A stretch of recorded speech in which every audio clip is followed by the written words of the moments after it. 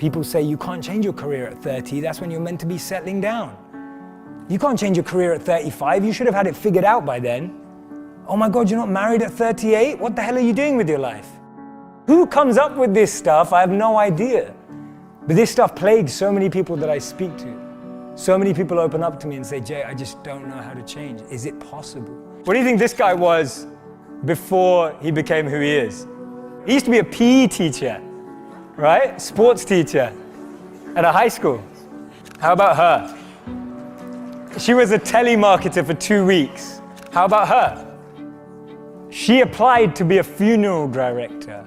It's incredible.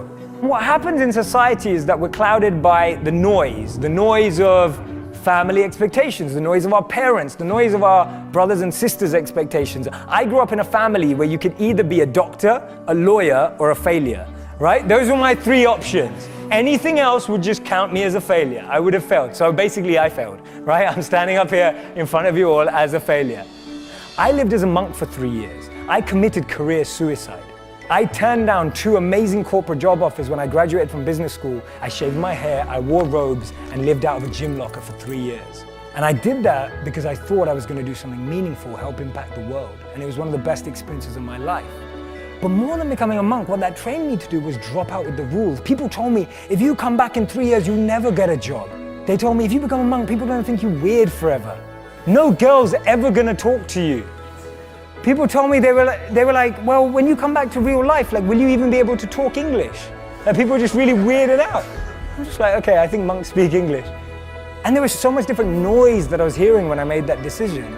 And the funny thing is, from having not been a monk for 4 years now, I'm in one of the most incredible periods of my life that I could ever have asked for. And so much of that is based on the fact that I decided to do something different. So many of the times our expectations are driving us in a certain scenario. We focus so much on life in what we want to be as opposed to who we want to be. Because we've always been told that life and jobs and careers are like boxes and containers. There's only a finite number of options. There is no formula, there is no pattern. If you know what you're passionate about, if you know what you're good at and you invest in that. People say follow your passions, I say forget that, invest in your passions. If you're passionate about something, go and become the best at it. Go and do a course on it. Go and learn from the best. Go and find a mentor who's going to make you incredible at that trait. Not only will you be criticized and grow, you'll be able to find new things about yourself that you never knew. Don't trade who you are for who you think the world needs, because the world needs you to be you, and I mean that.